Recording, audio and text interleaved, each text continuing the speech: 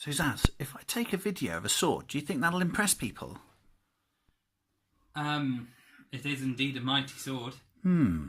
So, Zaz joins me today for a game of Dropzone Commander. We're going to do an intro game. He's played, I think, once before. I have. Once before, so we're just going to go over the rules again and stuff. But to be honest, if you want to, if you want to bring your basic skills up, even as a qualified and Experience. The best word, experienced commander. To be honest, you've got to go back to basics every so often. You've got to learn the basic mechanics and make it simple. And then, are you winning or is your army list winning? Well, I think it's up to the person then if you're playing like a very similar starter list to someone else. So that's what we're going to do. We're going to play a starter game. So we're going to have 3 basic battle groups. I'm going to play my PHR, which I know and love. So my first battle group is going to be, what are they? Have they got the thingies on them? They are the Ares, I believe. Are they the Ares? They are the Ares. Anti-tank walkers, very slow, in their Neptune dropship, medium dropship. The Ares in the game normally have a rule where they mitigate the skimmer bonus, so they can hit skimmers. I'm not going to play that today because that's not very fair in a game where 2/3 of the opponent's stuff is skimmers. I'm just wiping out the special rule straight away, so I'm not going to play that. We're just going to play them as they're normal to hit, and it's going to be modified normally as +2. When they're firing against skimmers that have moved 6. So the second battle group is Phobos. It's another core armoured battle group. Phobos anti-air walkers, very long range and quite tough, like the anti-tank walkers. Another Neptune to bring those into battle. And then finally, my infantry, Immortals Phalanx. 2 sets of Immortals in 2 Junos, again bought in by a Neptune. On to the army of the evil Scourge, captained by Zaz. And because everyone wants to be taken over by a brain-eating jellyfish, we have the Scourge generalled by Zaz. So here we have, are they the anti-air ones or are they the hunters? I can't see from here. They are the hunters. They're the hunters, the anti-tank tanks. With a Marauder dropship, a lot faster than my dropships. Only 1 damage point each, but he's got 3 of them, so there's more gunnage going out as well, more gunishments. I saw that on the TV. It's terrible, isn't it, to be honest? Then we've got anti-air tanks, which are Reapers, I believe they're called. They are indeed Reapers. Reapers, and we've got the Marauder dropship to bring those in. And then we've got the infantry. You'll notice there are 2 sets of 3 of those with 2 armour personnel carriers. I think they're called Invaders. They are indeed. Invaders, very good. And then Marauder dropship to bring those in. Very good. We'll come back at the end of the first turn. All very important to remember as well with this game is nothing starts on the board. Everything starts off. So those dropships are very important because they start off the board and you have to bring things in. We're going to play the scenario. Targets of Opportunity, I think it's called. You've got to get to these central buildings here, search them, find the objectives. I don't know what they are. Suitcases full of delicious brain jelly. Brain jelly, absolutely. Or for me, it's information, which may also be brain jelly. Maybe there's information in it. So we're going to go in that. Basically, there are victims with military intelligence. Victims with military intelligence inseminated into them. Ew, I think we're quite horrible. So we'll come back after the first turn. End of turn 1. Right, so... I've still got something to bring on. Oh, have you? What's that? Yeah. My anti-aircraft thingies. Oh, go on, bring them on now. Bring them on now. We're at the end of turn 1. Actually, I forgot that. So... Very good, bring them on. You have to watch these PHR You players. do. They're always after the tactical advantage. Come on, put it on. So we will have these guys. Excellent. So they've moved on. Drop. Far below their 12 that they need to. Absolutely. So they've moved their anti-air and put their tanks behind a building. The hunter killing that the Scourge are famous for. They've put their hunter tanks there again, ready to go round the corner and pounce if I go near that building. However, what Zaz has been able to do is use the extended range of the Scourge to bring his warriors forward in their Invader APCs, in their Marauder dropships. So they've actually been able to hit those buildings in the first turn. I have just been able to go forward as fast as I can, which is all I can do really. I have dropped my anti-tank tanks off there.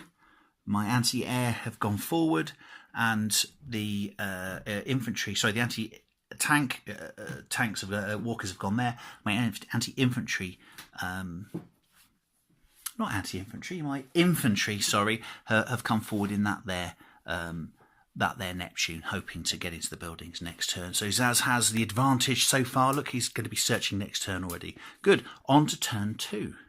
End of turn 2. Well, that was bloody. The first blood has been drawn, and General Zaz has drawn it as well. Let's have a look at this scene down here. That's why I like Dropzone Commander. It's very atmospheric when you get down into the cityscape. So, what General Zaz has done is, firstly, he rolled a 6 and found the objective on top of that building. Flag! Look! So by pure skill, he's found the objective. Sadly for him, he put his marauder for it all the way over there, so he can't actually get it off the board yet. So he's nonetheless wisely taken his infantry out of the building. So I've got nothing near to actually attack that, and he's put it in his armored personnel carrier. He's going to wait for his marauder to come pick him up in a bit. He also moved his when I moved my anti-air, because I knew his marauder's there. Obviously I want to stop his marauder getting to where it needs to go. I put my anti-air there, just there, you see, looking down this thoroughfare. So what Zaz has done, he's crept out from behind the buildings, the 9 inches that his tanks can move. He's taken his hunter anti-tank tanks, skimmers, and pounced on those anti-air walkers, and he's destroyed one by a great salvo of shooting there. Destroyed one in one shot, so I think it doubled up in its damage, so that's very, very good. What I've done in reaction is I've poked my Ares around the corner there to shoot at that building, just to whittle his infantry down by a couple of men for a close quarters combat, which I'm hoping will happen soon. And I shot the building a lot, didn't really do much damage to it, but hey-ho, that's the way that it goes. I searched for an objective in that there building and failed to find it. Zaz searched for an objective in that building and failed to find it, and that's where we find ourselves at the end of turn 2 on to turn 3. Okay, so yes, end of turn 3. A dramatic turn. A dramatic turn indeed. That it was actually, wasn't it? So that was an awesome turn. That was awesome. I agree. That now we're playing the game, as it were, because we've gone to cut and thrust. Zaz has pushed up his left, up my right, with essentially a phalanx. What he's done is he's gone to kind of perfect strategy of combined arms. He's got his anti-tank skimmers and his anti-air skimmers together, supporting each other. They've essentially swept aside my walkers. Both of my anti-air walkers are now dead, and one of my Ares is also dead there. So sorry. Yes. It's not dead. It's no, my Neptune. I've landed there, stopping getting through, to be honest, because I'm scared now. I need to stop him moving. So he's killed 3 of my 4 walkers. But what I've done is I've got my infantry in there searching. Great. He's getting his infantry off. He's got his marauder, because now he's killed my anti-air. His marauder that was there could move safely across there without me reaction firing, and has picked up the armoured personnel carrier, and there it is. It's starting to move off his board edge. So that'll probably get off next turn, if not the turn after. But for definite, that's off the board, and there's nothing I can do about it. What I did, however, was put my infantry into this building here from that building, and we did close quarters combat. The Immortals, though they took casualties, nearly lost a base, they've only got 1 left, were able to wipe out the basic warriors of the Scourge. So I now am in possession of the building, though haven't found the objective yet. So I've looked for it, but so the CQB has happened, and that's where we're at, really, isn't it? I think so. I've got 2 objectives, but I haven't found them yet. He's got 1 objective which he has found. Now he's got to work out what to do about. If Andy's infantry find these objectives, we're gonna draw the game. That's right, because I can't probably get them off the board in the time I've got left. That is off the board next turn. So he's got 2 for definite. Yeah, there's no way Andy can stop it. That's right. And there's nothing that can harm it, so it's Nothing. coming off the board for 2 VP for me. Nothing. My only hope of getting a win is, can I destroy this building, which has how many damage points? Oh, it's got 30 in all. It's taken 4. Can I destroy this building before Andy finds the military spies for the PHR that are somewhere inside the rubble of this building? What do you think, Commanders? Do you think 6 Scourge tanks can do it? I think they can.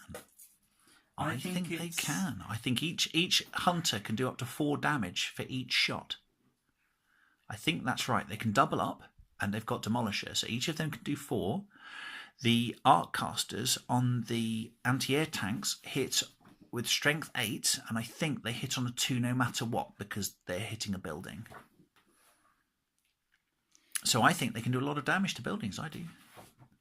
They've only got 20 odd points of damage to do that building, haven't they? So I personally would not like to be the superintendent in that building at the moment. I would not want to be doing that. So that's where we're at. Okay, so we're on to turn 4. So this is basically, if you are one of these buildings' caretaker, now is the time to quit. Now's the time to quit. So very good. So on to turn 4. End of turn 4. Things are getting tricky now. Oh my goodness. So the objective there has been found by the post-human republic. My Neptune sadly had to go over here because this was the more likely one to be held. I got split up, so the Neptune couldn't cover both of these buildings wide apart anymore.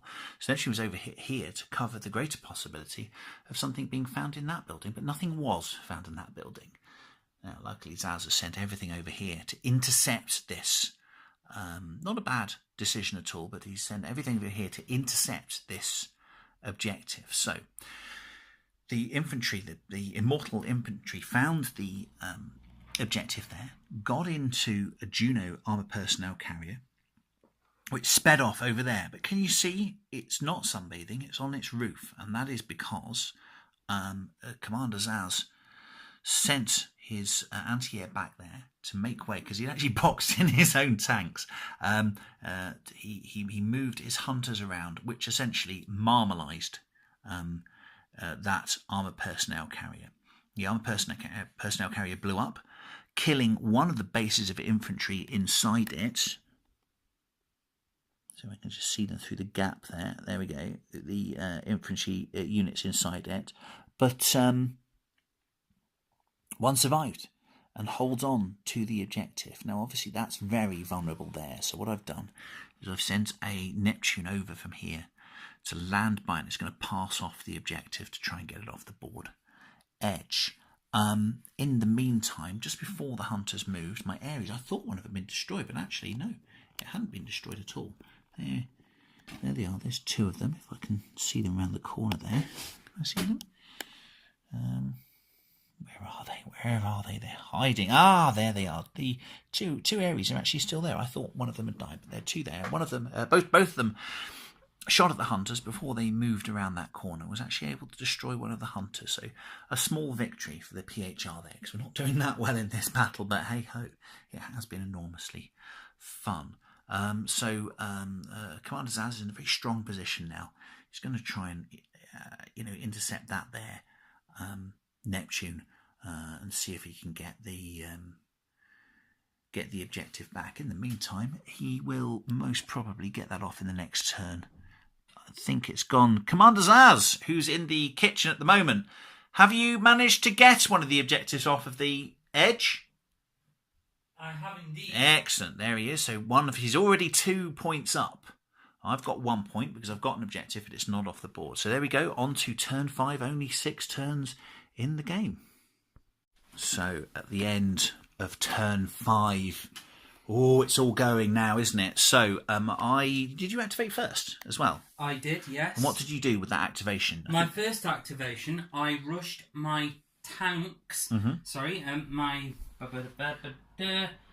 Marauder and my hunters over to this building. Oh, that's right. Yes, because I passed the objective off Yeah. Yeah, it wasn't. You were unlikely to get it. So what you did Yeah. instead is you went over to that building, did absolutely the right thing, which was Plan to kill the building. plan to kill the building. Shot at the building. Yeah, Destroyed some of the infantry in it. that's right. Only one base left But not enough to prevent them leaving the building and escaping. because they found the objective. So they got into the Juno.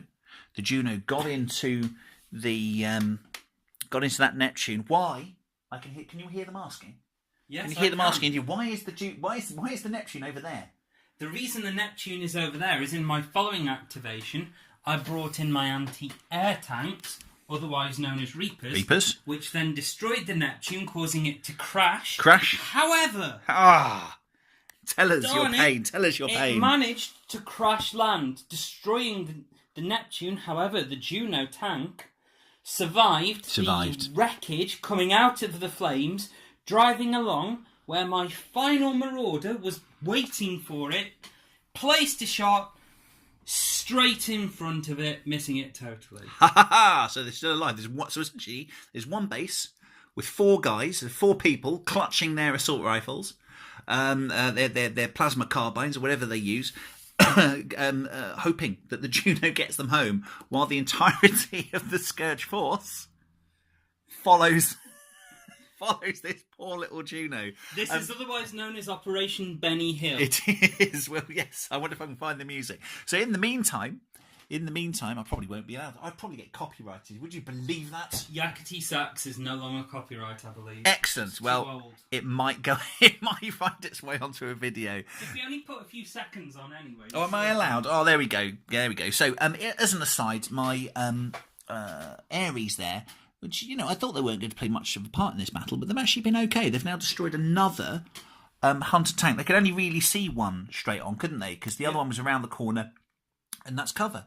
So, as you do in Dropzone, really, it's best to just shoot at something and kill it, rather than spread your bets and try and kind of half kill 2 things. So, they concentrated on one of the hunters, took one of the hunters out. So now it's only got 1 gun left in that unit, which is good. So that's the end of turn 5. Very tense. Zaz has got 2, and I've got 3 at the moment. So yeah, I might pull off a victory here, but we'll see what he does. Okay, on to turn 6. So it's the end of turn 5. The battle rages on. The evil Scourge were able to destroy the Juno there. What did you destroy it with? A hunter. The hunter swept round the corner, didn't it? Yep, they swept round the corner. The last hunter, everything and the nose cannon of the Marauder dropship as well got hold of this poor Juno here and destroyed it. And then really we did a calculation of how quickly the other grav tanks could get to it, because what Zaz then did is he landed one of his dropships on the objective because the grav tanks couldn't get there in time. And worked out that would be how he did it. My Ares activated, there they are, and destroyed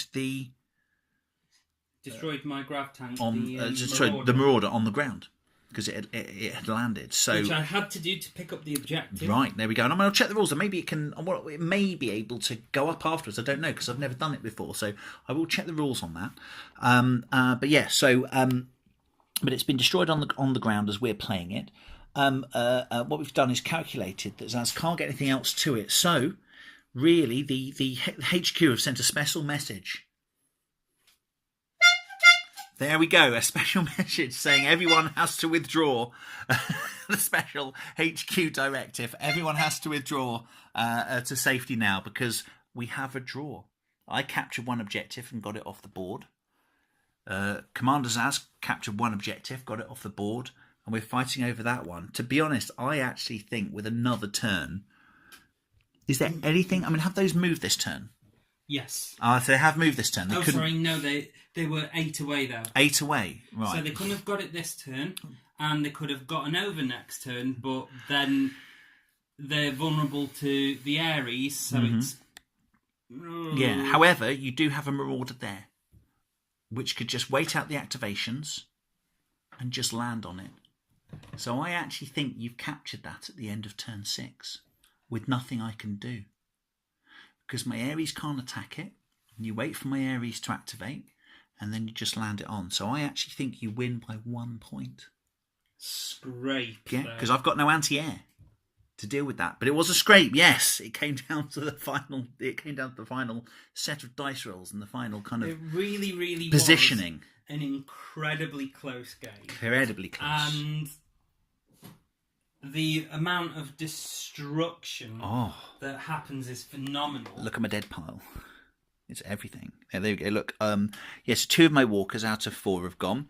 I think all but 1. I've got 1 unit of infantry there. They they just went into that building. They didn't like being in the street. They thought, no, we're going to go and see if there's an old TV to watch. Yeah. Old abandoned television. And apart from that, I lost a Neptune as well. I'm surprised I've got 2 Neptunes left, to be honest.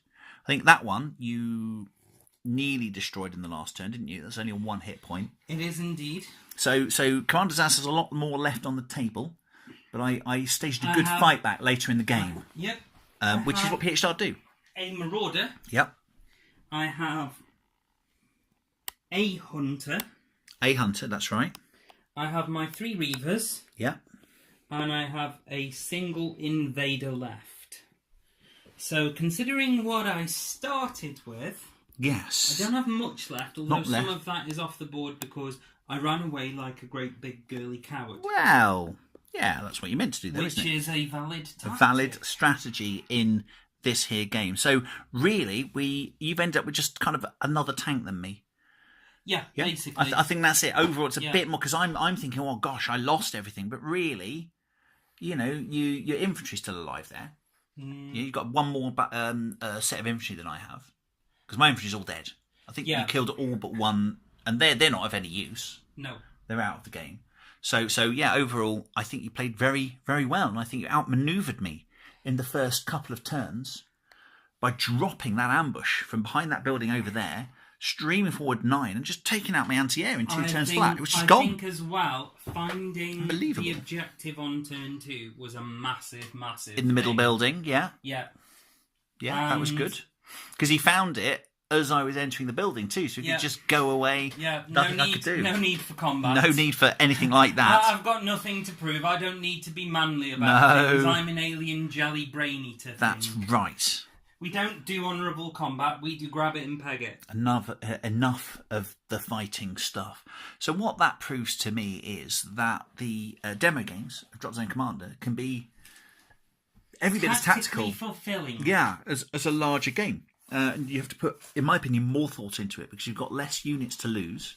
Yep. Yeah, so 1 wrong move and you lose more and the game's kind of over. So I actually think it's as great a strategic challenge as playing a bigger game. I think smaller games present more, you have to think more clearly about things simply because there's less stuff there. Yeah, I agree. However, what that can mean is if you have a bad game turn because you are rolling less dice, there can be more combat. There is less redundancy. There is, definitely. Which does mean luck's probably a bit more of a factor. It is. As well. So with that, a victory. So remember, it's the winners that get to give the final summing up. So remember, commanders, that the Scourge are misunderstood, aren't they? Do you think they're misunderstood? I think the best way of describing the Scourge's tactics would indeed be... Absolutely. There we go. Last word there to the Scourge. Thank you for watching and keep dropping and commanding.